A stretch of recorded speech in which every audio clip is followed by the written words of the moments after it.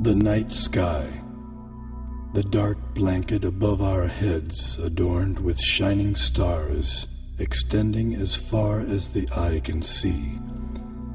One of the most appealing and mystifying of all sights.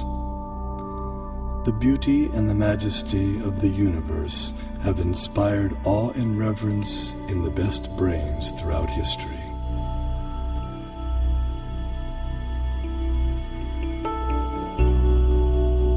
There is a perfect brain behind all the natural physical laws. This most beautiful system of the sun, planets and comets could only proceed from the counsel and dominion of a powerful and intelligent being.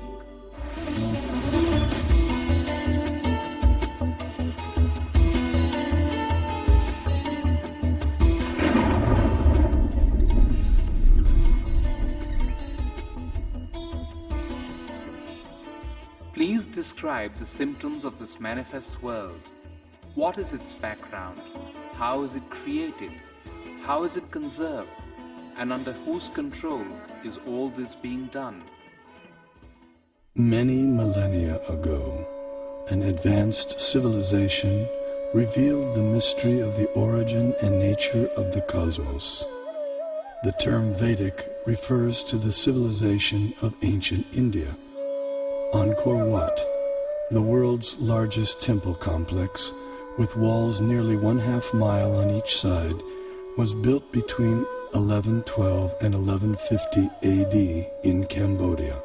Astronomy and Vedic cosmology are inseparably entwined at Angkor Wat. The central towers represent Mount Meru, the cosmic axial mountain. The 5 internested rectangular outer walls and moats indicate chains of mountains enclosing the world and the cosmic oceans beyond. Science Journal noted that Angkor Wat had encoded precise calendrical, historical, and cosmological themes into the architectural plan for the temple. As many as 18 astronomical alignments have been identified within its walls. Rarely in history has any culture given rise to a structure that so elaborately and expansively incorporates its concept of the cosmos. Similar integration of cosmology and architecture is seen in the massive Indonesian temple at Borobudur. The temple was laid out using the ancient method of Vastu Purusha Mandala. This square diagram harmonizes architecture with the annual movements of the celestial realm. The temple was constructed sometime around 775 AD.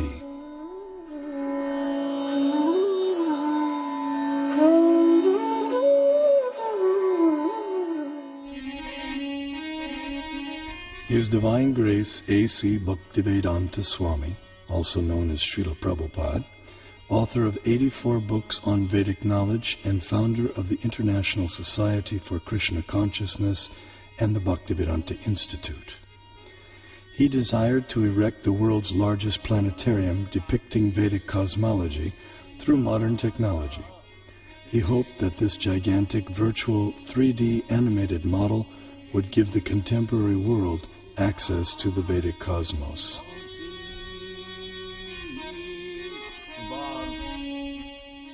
Temple of Vedic Planetarium.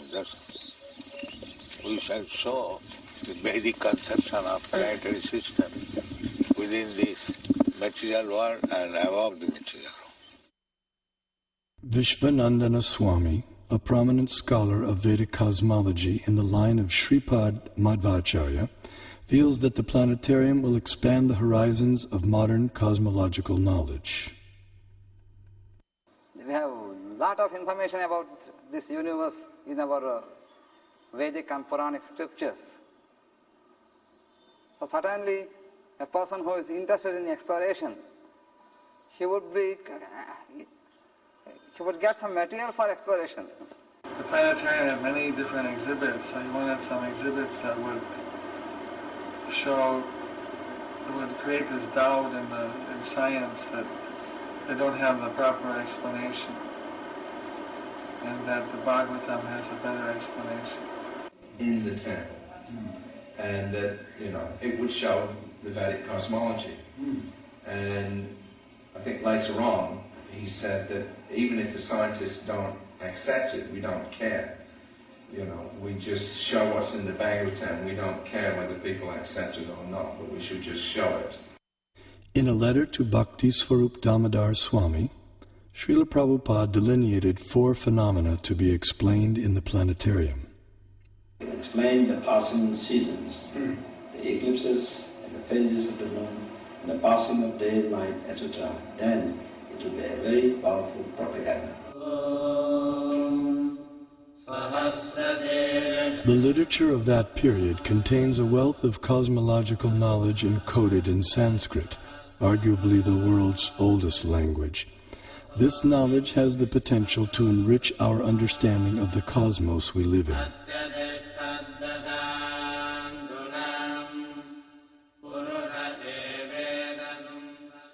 A fundamental principle of Vedic cosmology is the existence of a dual reality, material and non-material. Here we see the non-material sky filled with innumerable planets of permanent stature.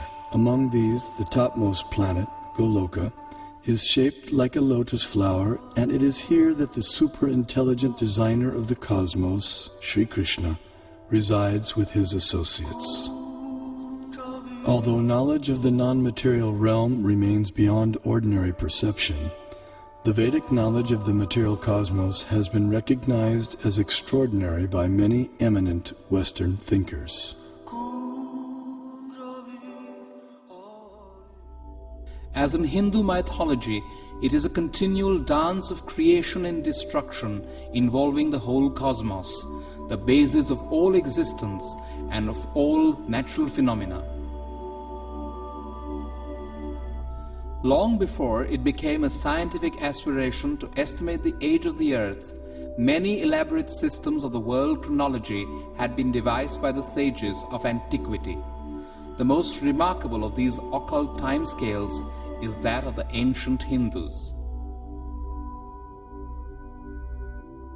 Indian cosmologists, the first to estimate the age of the earth at more than 4 billion years, they came closest to the modern ideas of atomism, quantum physics.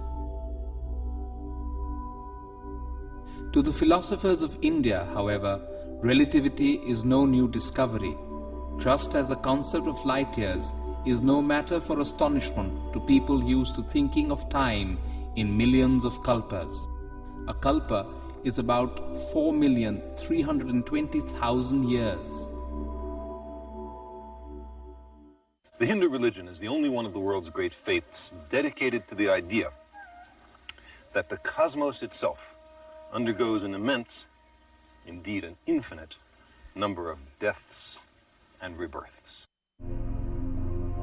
Thus, the Vedic literatures answer the question whether the cosmos always existed or it had a beginning. The temporal arena of repeated universal creations and destructions exists in a corner of the non-material sky.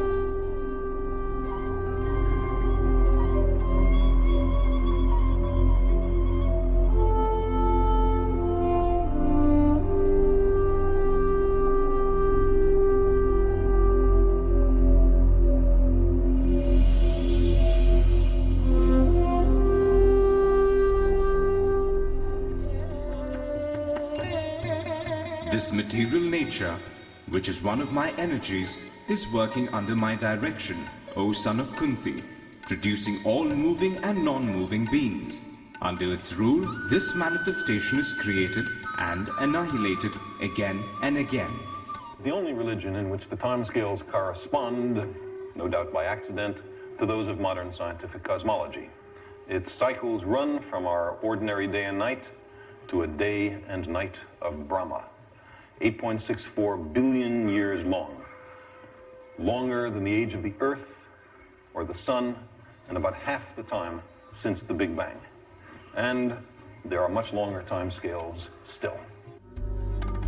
The material universe works on the principle of relative time.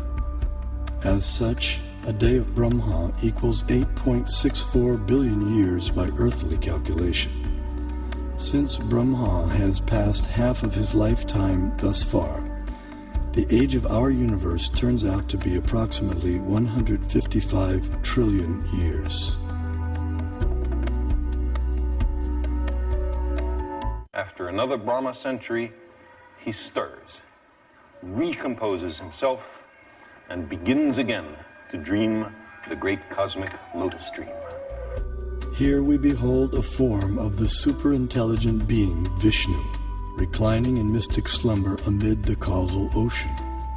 When he exhales, millions of universes issue from his body and expand, until he inhales when all the universes return within him. The universe is a sphere encased by successive coverings of the elements earth, water, fire, air, ether, intelligence, and ego. As a coconut has its hard outer shell and inner liquid, so the universe has its outer coverings and an inner space half filled with ocean water. On that ocean, another Vishnu expansion reclined on a serpent bed while being massaged by his consort Lakshmi.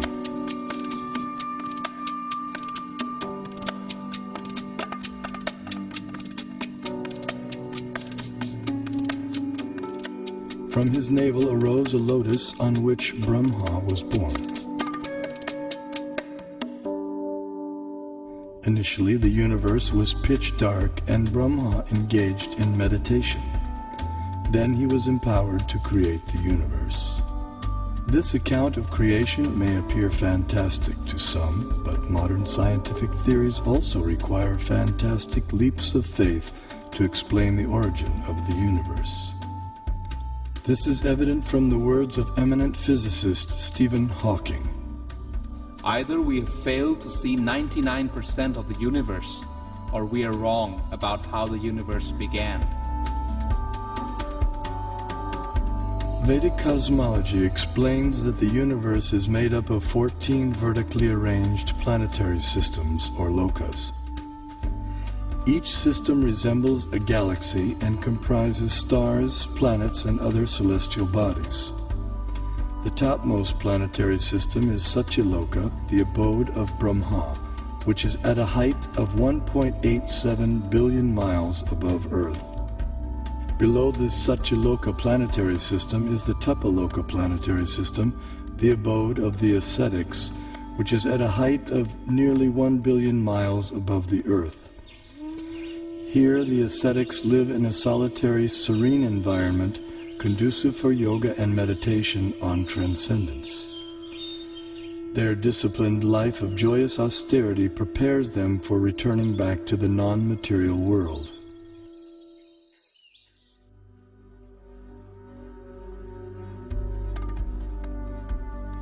As we move down from Tapaloka, we pass through Maharloka and Janaloka until we reach the Svargaloka planetary system, also known as heaven.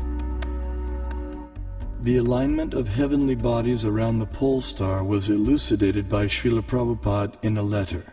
We can see that at night how the whole planetary system is turning around. And the pole star being the pivot. Its planet has its orbit fixed, but the sun is moving up and down, north and south. It is not that we shall accept the theory that the sun is fixed and others are all going around the sun. That is not correct.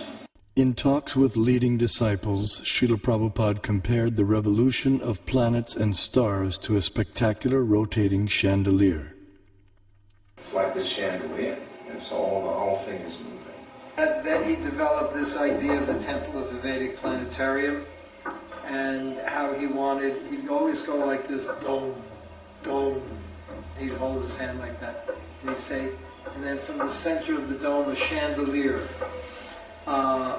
which shows the planets according to the Vedic version. Some spectacular kind of chandelier.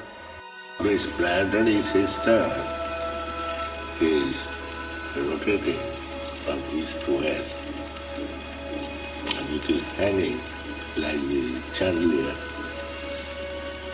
taking shelter of the pole star, that we can see every night.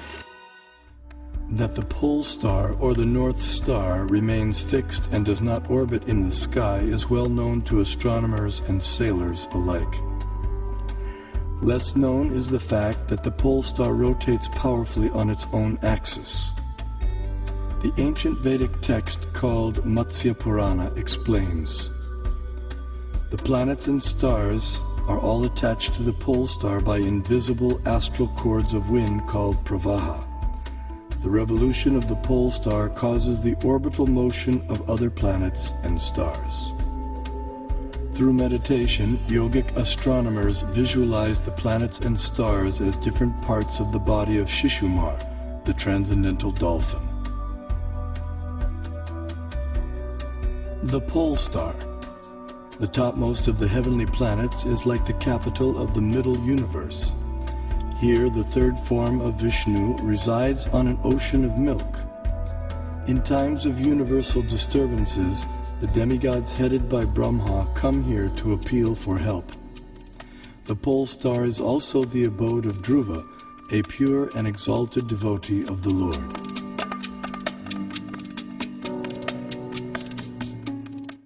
Now let's look at the workings of our solar system. The mainstream scientific notion has been to portray the solar system as heliocentric or sun-centered. In the Vedic geocentric model, the sun, planets, and constellations revolve around the Earth in an approximately 24-hour period.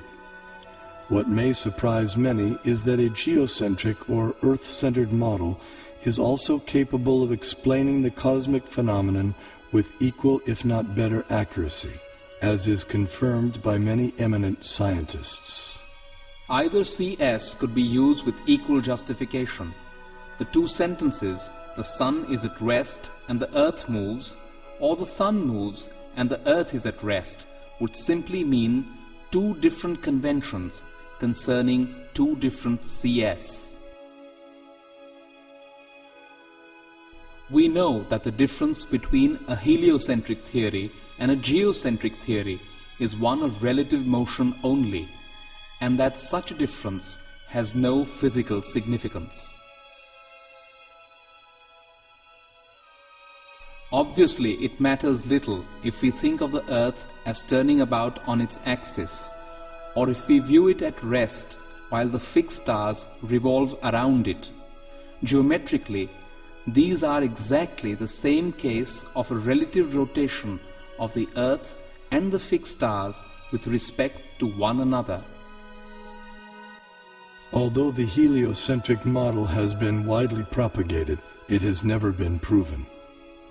There is no planetary observation by which we on Earth can prove that the Earth is moving in an orbit around the Sun.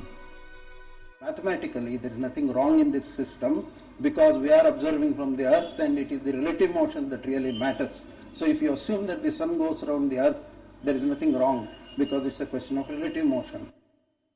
The Vedas give amazing information about the Sun. Do you know what energy runs the Sun? Is it nuclear fusion? Is it volcanic energy? The Vedas say it is water. Yes, water. The Sun evaporates water from all over the creation and uses it as fuel, just as lightning uses moisture. Modern science knows that sunlight contains many types of rays, such as ultraviolet, infrared, gamma rays, X-rays, etc. The Vedas describe that sunlight contains 100,000 different types of rays, each possessing specific subtle properties. Just as in a house, electricity regulates coolness, heat, light, sound, etc., so the sun's rays control heat and cold, day and night, summer and winter, darkness and light throughout the universe. The Vedic geocentric model explains how the Sun moves around the pole star situated vertically above Earth's North Pole. As the Sun goes around the Earth globe, we experience day and night. The stationary Earth, unlike the pole star, does not revolve on its own axis, though it is slightly tilted toward the pole star. During summer in the northern hemisphere, the North Pole experiences 6 months of daylight. Conversely, during summer in the southern hemisphere, the South Pole experiences 6 months of daylight. These 6-month periods correspond to a day and night for the demigods living in the heavenly planetary system. Vedic cosmology accounts for this phenomena by the vertical motion of the sun, technically called Uttarayana and Dakshinayana. The sun moves upward on an incline for half a year and then downward for the next half. This motion produces two effects on Earth, namely the changing of the seasons and the varying durations of day and night. Ordinary vision sees the sun to be a mere globe of fire. However, celestial vision reveals a personality residing over the sun. His name is Vivasvan, and he rides on a golden chariot pulled by 7 divine horses at a speed of 16,000 miles per second. The chariot has one wheel which moves on celestial Manasottara mountain. The horizontal shaft is linked to the axial hub of the universe, Mount Meru, and the diagonal shaft is linked to the pole star. With each circular path, the wheel gradually moves laterally inward for 6 months and then outward for 6 months. Similar to the chariot's vertical motion, this lateral action fine-tunes seasonal changes on Earth. When the orbital motion of the sun is viewed from above,